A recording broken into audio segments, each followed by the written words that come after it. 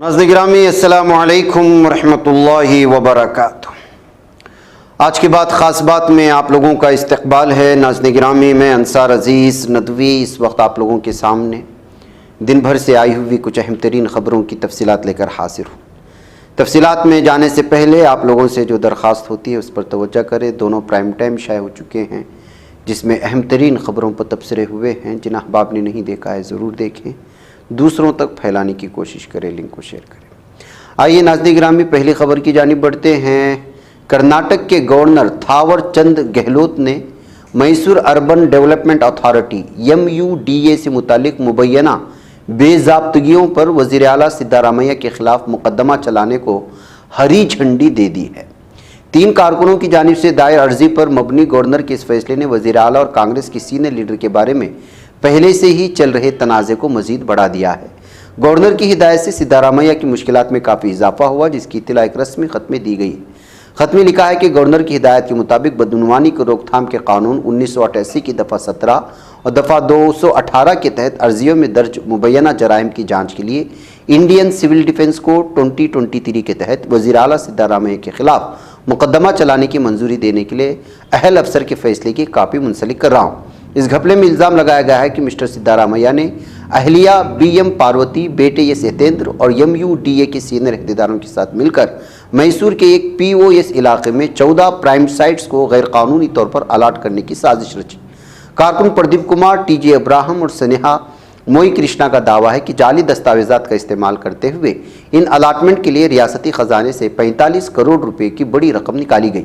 इल्ज़ामात कई महीनों से वज़ीर आला पर लगते रहे हैं, लेकिन उन्होंने अपने ऊपर लगने वाले इल्ज़ामात को मुसलसल मुस्तरद करते हुए कहा है कि इन पर हमले सियासी तौर पर किए गए, उनकी शबीह को दागदार करने की साजिश है और इससे ज़्यादा कुछ नहीं। मुकदमे को आगे बढ़ाने का गवर्नर का फैसला एक अहम कदम है जो वज़ीर आला उनकी हुकूमत के लिए जोखिम भरा हो सकता है। इस तरह के तबसरे सामने आ रहे हैं। वक्त तरमीमी बिल 2024 का जायज़ा लेने के लिए तश्कील दी गई पार्लियामेंट की ज्वाइंट कमेटी यानी JPC पहली मीटिंग 22 अगस्त को करने वाले हैं। खबरसा एजेंसी ANA के जरिए दी गई जानकारी के मुताबिक इस मीटिंग के दौरान अक़लियती उमूर की वजारत मुजव्वज़ा तब्दीलियों के बारे में एक 30 रुकनी पैनल को तफसीली जानकारी देगी। बांग्लादेश में हालात अभी पूरी तरह काबू में नहीं आए, लेकिन नौ तश्कील अबूरी हुकूमत के जरिए पेश रफ्त शुरू हो चुकी है। इस दरमियान अक़वाम मुत्तहिदा हुकूक़ इंसानी दफ्तर ने बांग्लादेश बहरान से मुतालिक एक रिपोर्ट जारी की है, जिसमें दावा किया गया है कि अब तक तकरीबन 650 लोगों की मौत हुई। अक़वाम मुत्तहिदा का मानना है कि तशद्दुद, गिरफ्तारियों, अदालती हिरासत में अमवात के वाक़यात की गैर जानिबदाराना और शफ़ाफ तरीक़े से जाँच होनी चाहिए। इलेक्शन कमीशन ऑफ इंडिया ने जुमा के रोज़ जम्मू कश्मीर और हरियाणा में असम्बली इंतखाबात की तारीखों का ऐलान किया। हालांकि महाराष्ट्र और झारखंड में भी असम्बली इंतखाबात होने हैं, लेकिन दोनों रियासतों से मुताल्लिक कोई ऐलान नहीं किया गया। एक सवाल के जवाब में इलेक्शन कमीशन ने कहा कि 4 मकामात पर एक साथ इंतखाब कराने के लिए सिक्योरिटी फोर्सेस की तैनाती एक बड़ी दिक्कत हो सकती है, इसलिए अभी 2 रियासतों में असम्बली इंतखाब का ऐलान किया गया है। अब इस मामले में NCP चीफ शरद पवार ने वज़ीर-ए-आज़म नरेंद्र मोदी और मरकज़ी हुकूमत को तंज का निशाना बनाया। उन्होंने एक बयान में कहा कि वज़ीर-ए-आज़म अपनी तकरीर में कहते हैं कि पूरे मुल्क का इंतखाब एक साथ होना चाहिए, लेकिन जम्मू कश्मीर और हरियाणा में ही ये इंतखाब का ऐलान किया गया। झारखंड और महाराष्ट्र में इंतखाब की तारीख नहीं बताई गई। नेताजी सुभाष चंद्र बोस के पोते चंद्र कुमार बोस ने वज़ीर-ए-आज़म नरेंद्र मोदी को आज खत लिखा है, जिसमें उनसे गुजारिश की है कि मुजाहिद आज़ादी नेताजी सुभाष के बाक़यात को जापान से हिंदुस्तान लाया जाए। दरअसल नेताजी के बाक़यात जापान के रेंगूजी मंदिर में रखे हुए हैं। चंद्र कुमार बोस इन बाक़यात को हिंदुस्तान लाने की अपील PM मोदी से पहले भी कर चुके हैं, लेकिन अब तक उनकी ख्वाहिश पूरी नहीं हो पाई है। मेघालय हाईकोर्ट ने सिंगल यूज़ प्लास्टिक पर पाबंदी आयद कर दी और कहा है कि इस हुक्म की खिलाफवर्जी करने वालों पर कसीर जुर्माना आयद किया जाए। चीफ जस्टिस S वैद्यनाथन की सदारत वाले बेंच ने इस मामले में सख्त रुख इख्तियार करते हुए कहा कि सिंगल यूज़ प्लास्टिक का इस्तेमाल नहीं होना, थैली किसी भी दुकान में दिखाई नहीं देना चाहिए। वैद्यनाथन की सदारत वाले बेंच ने इसकी मुतबादिल की शक्ल में टेट्रा पैक कॉटन की वकालत की। बेंच ने कहा कि खासतौर से कागज़ से तैयार होता है, प्लास्टिक की जगह इस्तेमाल में लाए जाने के लिए एक बेहतर मुतबादिल हो सकता है। कलकत्ता में खातून डॉक्टर की असमत दरी व कत्ल केस के खिलाफ मुजाहरा कर रहे डॉक्टरों का एक मुतालबा मरकज़ी हुकूमत ने कबूल कर लिया। हुकूमत ने कहा कि सेंट्रल प्रोटेक्शन एक्ट के लिए कमेटी बनाएगी। मरकज़ी वज़ारत सेहत ने डॉक्टरों को सिक्योरिटी यकीनी बनाने के लिए हर मुमकिन कोशिश करने की यकीन दहानी कराई है। इसके साथ ही हुकूमत ने सभी मुजाहिरीन डॉक्टरों से ड्यूटी पर लौटने की अपील की है। हुकूमत की अपील पर डॉक्टरों की तंजीम फोडा ने कहा कि नुमाइंदों से बात करने के बाद वो कोई फ़ैसला लेंगे। नाज़रीन, डॉक्टरों की इस हड़ताल और कलकत्ता में पेश आने वाले इस मामले पर कर्नाटक की महिला कांग्रेस की नई सदर बनी हुई डॉक्टर सौम्या रेड्डी ने भी इसमें गुफ्तगू करने की कोशिश की है। आइए सुनते हैं। ये देखिए, बस 2 दिन पहले 15 अगस्त को हम आज़ादी के जश्न हम मनाए। 78th इंडिपेंडेंस डे हम पूरे हमारे देश में हमने सेलिब्रेट किया। बट हमें सोचनी है कि हमें जब तक हर एक बच्ची को सेफ़ नहीं है हमारा देश, आज़ादी नहीं मिला है। बेटी बचाओ बेटी पढ़ाओ बोलते हैं हमारे प्रधानमंत्री। 10 साल हो गए बीजेपी के सरकार आए हुए, क्या हुआ?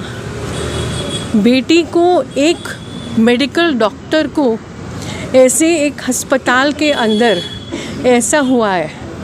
ये बहुत शर्मिंदगी की बात है, क्योंकि जब तक ये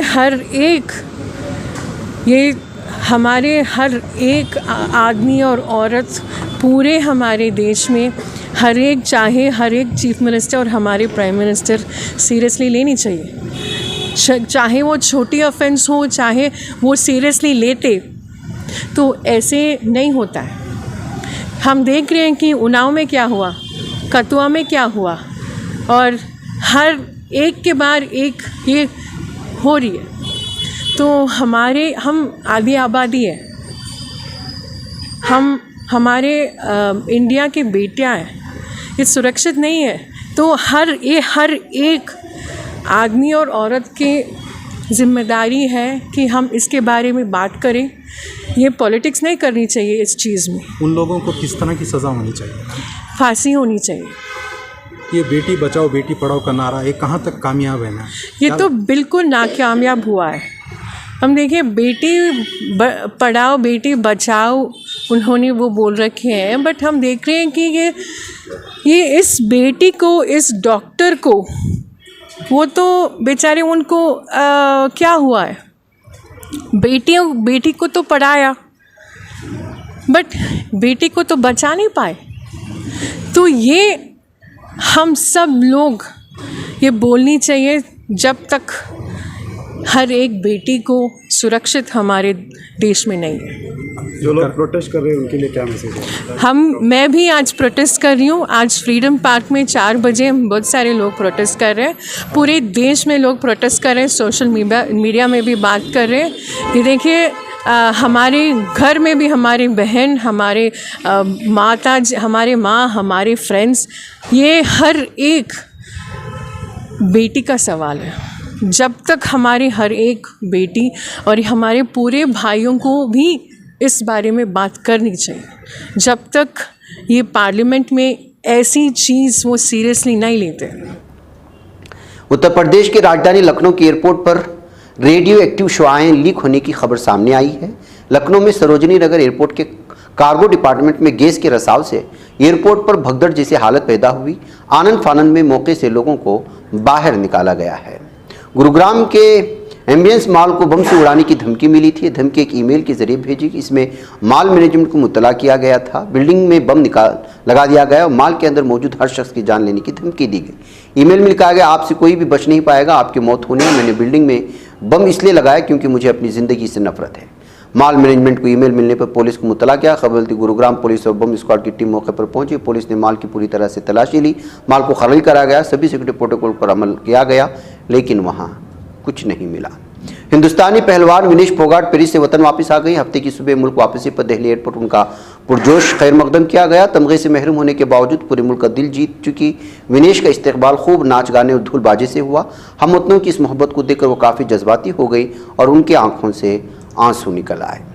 राजस्थान के उदयपुर में तशद्दुद के बाद राजधानी जयपुर में भी नौजवान के कत्ल के बाद हंगामा बर्पा हो गया है। गुज़िश्ता जुमा की रात आपसी झगड़े में एक नौजवान की मौत हुई, जिसके बाद हफ्ते को नाराज लोगों का एक हुजूम सड़क पर उतर आया और कत्ल के खिलाफ ज़बरदस्त मुजाहरा कर माहौल को संगीन कशीदा होते देख वहाँ पर पुलिस फोर्स की तैनाती कर दी गई। मौके पर आला अफसरान भी मौजूद हैं। पुलिस इंतजामिया ने लोगों से अफवाहों से बचने की अपील की है। मुंबई में जुमा की रात 52 साल इकबाल मोहम्मद सेवानी नामी ताजिर ने अपने दफ्तर में गोली मारकर खुद की जान ली। इस सिलसिले में जे मार्ग पुलिस स्टेशन ने जानकारी देते हुए बताया कि रात में तकरीबन 8 बजे भिंडी बाजार इलाके में अमीन बिल्डिंग की पहली मंजिल पर यह वारदात पेश आई है। नेशनल कॉन्फ्रेंस के नायब सदर उमर अब्दुल्ला का कहना है कि असम्बली इंतखाबात के लिए किसी पार्टी के साथ इत्तेहाद के काफ़ी इम्कानात हैं। उन्होंने साथ ही कहा कि इनकी पार्टी इलेक्शन लड़ने के लिए तैयार। इन बातों का इज़हार मौसूफ ने श्रीनगर में एक प्रेस कॉन्फ्रेंस किया है। उत्तर प्रदेश में कानपुर और भीमसेन स्टेशन के दरमियान ट्रेन हादसा हुआ। यहाँ साबरमती एक्सप्रेस ट्रेन 19168 भीमसेन और कानपुर स्टेशन के दरमियान ब्लॉक स्टेशन में पटरी से उतर गई। खुशकिस्मती की बात है कि इस हादसे में मौके से किसी जख्मी होने की इत्तला नहीं मिली। मुसाफिरों को कानपुर ले जाने के लिए बसें मौके पर पहुंच गई थी। उत्तर प्रदेश की 10 असेंबली सीटों पर ज़िमनी इंतखाबात होने हैं, जिनकी तारीखों का ऐलान अभी नहीं किया गया। इससे पहले ही सियासी दर्जे हरारत बढ़ चुका है। इल्ज़ामात और जवाबी इल्ज़ामात का दौर शुरू हो चुका है। समाजवादी पार्टी ने हुकूमत पर रद्दोबदल का इल्ज़ाम लगाया है। समाजवादी पार्टी ने कंदरगी असेंबली हल्के में मुस्लिम और यादव BLO और सुपरवाइजर्स को हटाने का इल्ज़ाम लगाया। बांग्लादेश के हालात की बुनियाद पर गंगा श्री संतान गोदावरी धाम मठ के महंत रामगिरी महाराज ने अपनी फिरकावाराना ज़हनियत का मुजाहरा करते हुए नबी पाक सल्लल्लाहु अलैहि वसल्लम की शान में गुस्ताखी की। इस गुस्ताखाना बयान से रियासत भर में फिरकावाराना कशीदगी पैदा हो गई। रियासत के साबिक़ वज़ीर महाराष्ट्र कांग्रेस के रहनुमा नसीम खान ने रामगिरी महाराज की इस बयान की सख्त अल्फाज में मजम्मत की है। हुकूमत से मुतालबा किया है कि नबी पाक सल्लल्लाहु अलैहि वसल्लम की शान में गुस्ताखी करने वाले रामगिरी महाराज को फौरी तौर पर गिरफ्तार करके उनके खिलाफ सख्त तरीन कार्रवाई की जाए। गुज़श्ता कुछ बरसों से कोविड-19 के साये में जी रही दुनिया पर इस वायरस का असर कम हुआ था कि एमपॉक्स नामी वायरस ने दस्तक देकर एक नई मुसीबत पैदा कर दी है। एमपॉक्स को लेकर WHO पहले ही पब्लिक हेल्थ इमरजेंसी ऐलान कर चुका है। इस सिलसिले में सबसे नई खबर यह है कि इस वायरस ने एशिया में अपना फैलाव करना शुरू कर दिया। अब तक एमपॉक्स के मामले सिर्फ अफ्रीकी मुल्क और स्वीडन में ही सामने आए थे। इस वायरस का नया केस पाकिस्तान में सामने आया, जहाँ पाकिस्तानी वज़ारत सेहत ने मामले की तस्दीक की है। इसकी अलामत एक 34 साल शख्स में देखी गई है।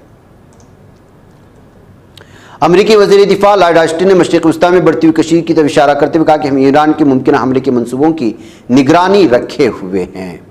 अमरीकी सदर जो बाइडन ने कहा किसी को भी ऐसे इक़दाम में मुलवस नहीं होना चाहिए जिससे इसराइल हमास के दरमियान जंगबंदी के अमल को नुकसान पहुंचे, यानी उनका इशारा ईरान की तरफ था। लीबिया की कौमी इत्तेहाद हुकूमत के वज़ीर आज़म अब्दुल हमीद दबीबा और लीबिया के मशरिक़ में हुकूमत के वज़ीर आज़म उसामा हम्माद ने ऐलान किया है कि जुनूब मगरिब में सैलाब की तबाहकारियों से निपटने के लिए हंगामी हालत नाफिज कर दी गई है। ईरानी सदर मसूद पेशेशकियान ने कहा है कि उनका मुल्क मुश्किल माशी हालात से गुजरा है, अवाम मुतमईन नहीं है। पेशेशकियान ने अपनी काबीना के लिए तजवीज़ करदा 19 वज़ीर उम्मीदवारों की अहलियत का जायज़ा लेने वाले अवामी पार्लिमान इजलास के आगाज़ में एक तकरीर की थी। ईरान के कायम मकाम वज़ीर ख़ारिजा अली बाक़री ने कहा कि वो अमरीका को गज़ा में जंगबंदी के मुज़ाकरात में साजिश के तौर पर नहीं बल्कि इसराइल को जंगी हथियार फराहम करने वाले शरीक जुर्म मानते हैं। सोशल मीडिया प्लेटफॉर्म पर शेयर किए गए अपने पैगाम में बाक़री ने कतर के वज़ीर ख़ारिजा मोहम्मद बिन अब्दुर्रहमान सानी के साथ अपने फ़ोन कॉल के बारे में मालूमात फराहम की। हमास के पॉलिटिकल ब्यूरो के सरबराह इस्माइल हनिया के बेटे अब्दुलसलाम हनिया ने बताया कि ईरान के दारुल-हुकूमत तेहरान उनके वालिद के कत्ल में इस्तेमाल होने वाले गाइडेड मिसाइल की रहनुमाई मोबाइल फ़ोन के सिग्नल्स के जरिए की गई थी। कत्ल के बारे में एक बयान देते हुए हनिया ने कहा कि गाइडेड मिसाइल जिसकी वजह से उनके वालिद की मौत हुई को फ़ोन के सिग्नल्स ने चलाया था और वहाँ तक पहुँचने में कामयाबी दी थी। फ़िलिस्तीनी वज़ीर आज़म मोहम्मद मुस्तफ़ा ने बरतानी वज़ीर ख़ारिजा डेविड लेमी और फ्रांसीसी वज़ीर ख़ारिजा स्टीफन सेजरन के साथ गज़ा में इसराइल की जंग रोकने की कोशिशों पर तबादले ख्याल करने की बात कही है। लबनान हिजबुल्लाह ने शिमाली इसराइल में फ़ौजी अहदाफ पर हमला किया है। हिजबुल्लाह की जानिब से जारी करदा बयान में कहा इसराइल के शिमाल में वाक़ राबिया छावनी में 138वीं आर्म ब्रिगेड के हेडक्वार्टर को ड्रोन से निशाना बनाया गया। हेडक्वार्टर में मौजूद फौजी जवान और अफसरान बुरी तरह से ज़ख्मी हुए हैं। नाज़रीन में आज की बात खास बात में इतना। इंशाल्लाह फिर आप लोगों से मुलाकात होगी। मुझे इजाज़त है। अस्सलाम वालेकुम रहमतुल्लाहि व बरकातहू।